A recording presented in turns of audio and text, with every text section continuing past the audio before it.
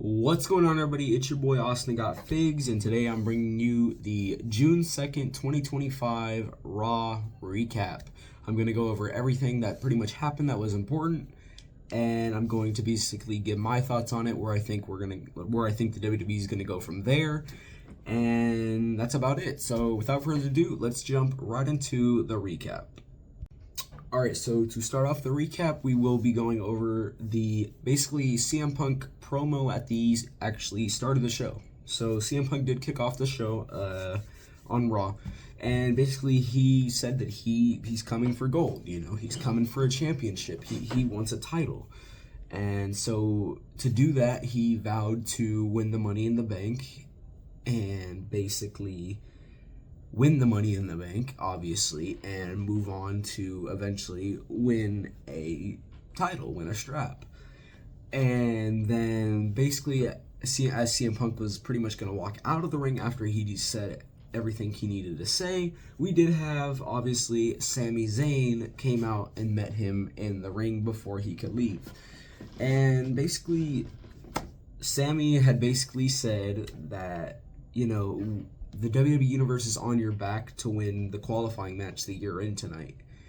He basically said that not only himself, but many in the locker room and obviously the WWE Universe are on Punk's back.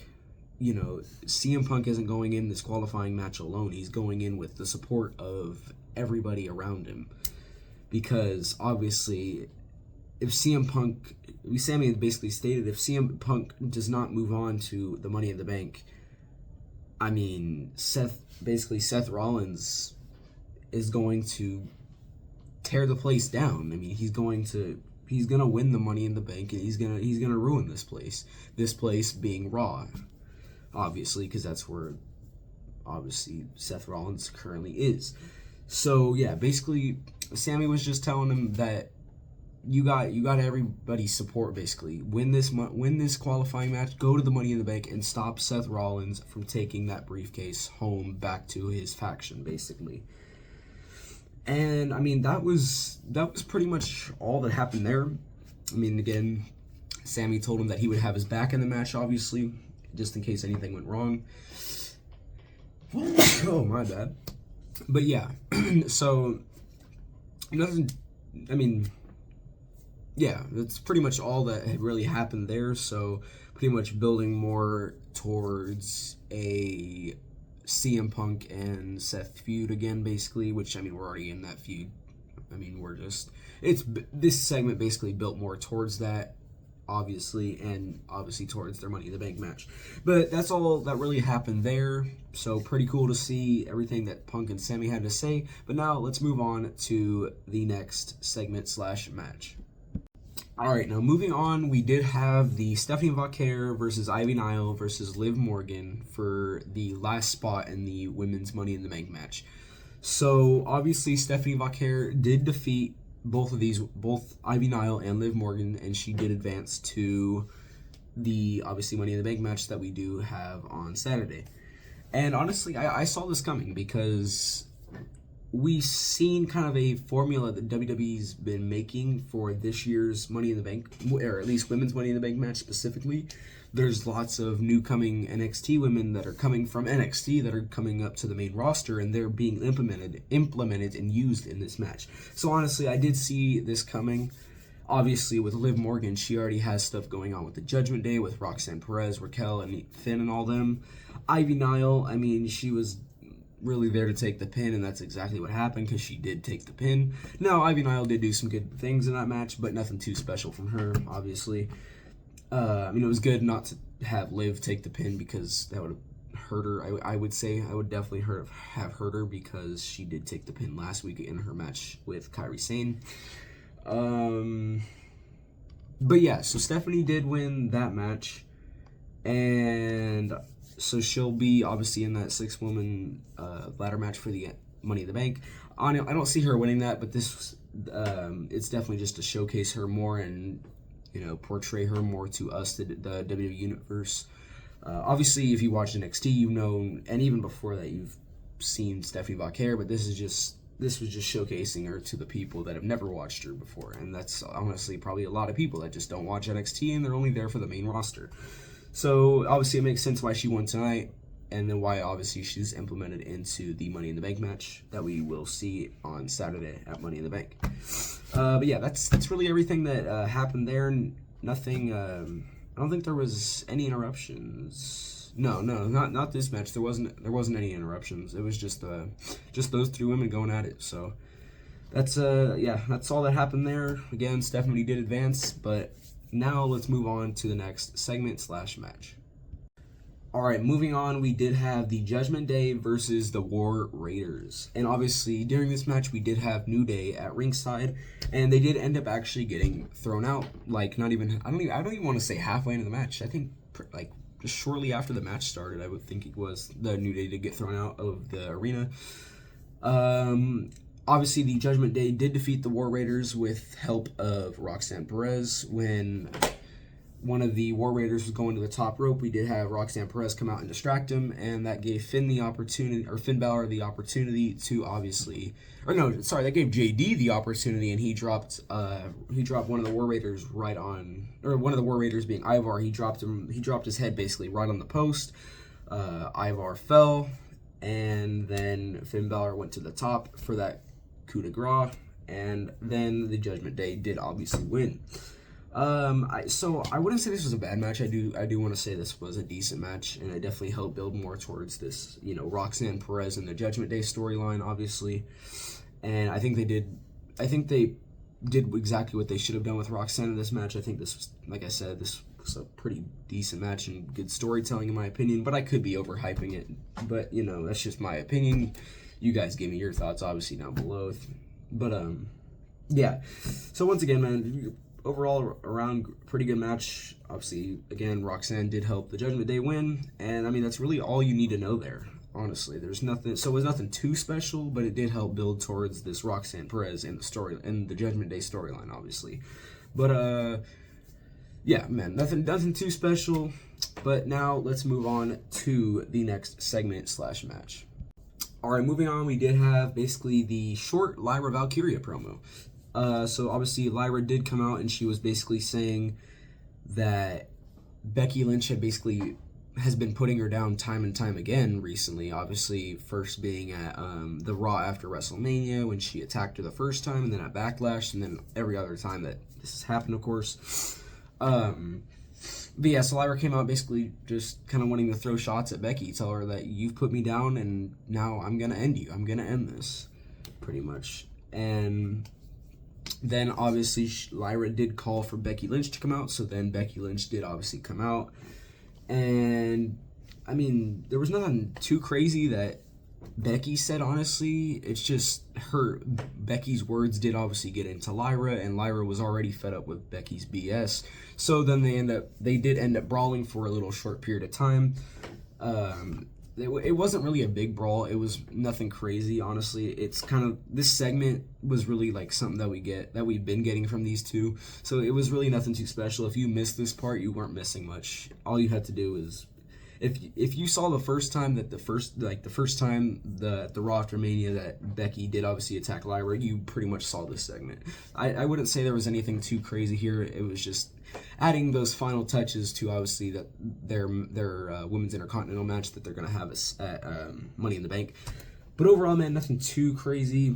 Just building to their match, and I mean that's really all that happened here. Nothing too special. Again, man, y'all didn't miss much if you didn't see this. But now let's move on to the next part of the show. All right, moving on, we did have the Sami Zayn and Jey Uso versus Braun Breaker and Bronson Reed. Now, obviously, this match did not end in a pinfall or a submission. In fact, this match actually ended in a disqualification. And basically how this disqualification came, it all started with, obviously, Bronson Reed teasing Sami Zayn with the tsunami onto the announcer's table because Bronson went to the top rope while Sami was on the announcer's table, and he was going to hit him with the tsunami. Obviously, that didn't end up happening, which I thought it was, because if that happened, man, I thought that would have been crazy. I didn't, but obviously, we weren't gonna get something like that tonight. And then we obviously did have CM Punk coming out and hitting, I think it was Braun Breaker first. No, yes. I think it was Braun Breaker first with a steel chair. So he had taken him out. And then eventually we did have Jey Uso hit everybody with a suicide dive, which took everybody out on the outside, which since everybody was down, nobody was up at all. Everybody was, they were all taken out. We did have, obviously, Seth Rollins come out and hit Jey Uso with a curb stomp, which then led to the DQ. So overall, this match was not bad at all, but it wasn't the greatest thing. Nothing too special. It was just building up more. It was just building more tension in this obviously feud with Punk and Rollins and all of them. So that was pretty cool to see. I didn't mind that, honestly. But overall, the match, I don't think we really needed it to end in a pinfall. I think it was honestly probably the right choice to end it in a DQ. So I think that was a good choice by the. From a booking standpoint, from a storyline standpoint, I think that was the right call, the right thing to do for this match specifically. But that's really all that happened there. Obviously, ended in that DQ with the Seth Rollins stomp, and then obviously the CM Punk came out with the steel chair. But that's about it for this part of the show and this match. But now let's jump into the next part of the show. Alright, moving on deeper into the night, we do have Kairi Sane versus Raquel Rodriguez. So, this match was honestly nothing too special, man. It was really nothing crazy at all, and in this match, it wasn't supposed to be anything crazy, It was just, kind of building more tension towards like this Kairi Sane and Raquel and Liv Morgan kind of feud kind of thing that they have kind of building a little bit, or not really feud, but just tensions, just tensions kind of building between those women. Obviously, Kairi Sane did end up defeating Raquel because we did have Io Sky come out and basically start attacking Liv Morgan because Liv was going to interfere with this match to help Raquel win, but Io Sky said nuh-uh, and she came out and started attacking Liv, which inevitably led to Raquel losing. And it was obviously stated that Raquel probably would have won this match if Liv just swallowed her pride and let Roxanne Perez come out and help, because obviously as Liv Morgan did state, she did not want Roxanne to have any part of this match at all. She just wanted to basically it just be Raquel and Liv and Kairi, nobody else, just them. So obviously this Raquel Rodriguez defeat could have obviously been avoided if the help of Roxanne Perez was out there, but obviously that wasn't, and obviously that was again builds more tension with all this Judgment Day and all that stuff. But yeah, so nothing too special here, just a kind of average match, but it was still pretty good. But overall, nothing too crazy, nothing bad. If you haven't watched this match, definitely go back and watch it just to see it for yourselves. I will at least say that it wasn't bad enough that it's not something to rewatch, or that's not something to skip completely. It's definitely something to take a look at and kind of get the gist of it. So overall, man, nothing too special on there. But now let's jump into the next part of the show. Alright, man, moving on to the last match of the night, we did have El Grande Americano versus AJ Styles versus CM Punk, and I was surprised that AJ actually didn't win, because my money was on AJ Styles, bro. I knew CM Punk wasn't going to win. It was very clear for me to actually visualize and see that CM Punk was going to get defeated and not move on to the Money in the Bank match. But I also didn't think El Grande was going to win, man. I was very shocked when obviously he had picked up the victory, because that's not something that I was expecting to see out of this match tonight. So, it does suck that my pick, AJ, to win this match did not win, but in the end, it's not that big of a deal. So obviously how El Grande did win this match, we did have Bronson Reed and Braun Breaker come out and pull CM Punk out of the ring as he was going for the victory to try to take the pin and get the win to move on to the Money in the Bank match on Saturday, obviously. And we did also, and that obviously led to Jey Uso and Sammy coming out and saving CM Punk from a ruthless attack by Braun Breaker and Bronson Reed. And from there, I mean, the match was pretty much over after that, really. I mean, we obviously had El Grande won by hitting a diving headbutt, as usual, to AJ Styles, because AJ obviously was not taken out by Bronson Reed and Braun Breaker. Only CM Punk was. So CM Punk was pretty much kind of still out of the match. So yeah, El Grande did end up winning with a headbutt to AJ Styles. And that pretty much ended up leading to, obviously, Seth Rollins coming out, because CM Punk, after the match, did end up start beating on Braun Breaker and Bronson Reed. So obviously, Seth Rollins does have to come out for that. So he comes out, starts beating up CM Punk, and he's not just CM Punk, he starts beating up Jay, Sammy, and Punk. And we obviously did see a couple of tsunamis from Bronson Reed, which taking out, obviously, Jey Uso, actually. So we did have a couple of tsunamis delivered to Jey Uso at the end of the show tonight. But overall, this match was not bad. It was actually pretty good match. I did like the moves that I had seen and everything that had happened. Obviously, not my pick to win, but it's not that big of a deal. But after the match, I did enjoy the beatdown that we had seen by Seth Rollins and his faction. So that was pretty cool to see. Obviously, building more tension to everything that's happening within this faction. So yeah, I mean, overall, man, this was a very good match. Not really too many complaints for me. I think great storytelling throughout this match. They pretty much nailed it, man. There's nothing too bad happened here. Everything was pretty much good. No, like I said, no complaints from me.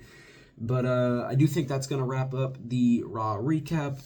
I hope you guys enjoyed. Let me know your guys' thoughts about this show and everything we went over down in the comments. Let me know if there's anything that I stated that you personally don't agree with, or let me know if there's anything that happened in the show that you don't personally agree with. But overall, man, just leave me your thoughts down below. If you do want to see more videos like this, be sure to comment, like, and subscribe, and even turn on notifications to know every time I post a video. And I hope, like I said, man, hope you guys enjoyed. But without further ado, I'm out of here, and I will catch you guys in the next one. Peace.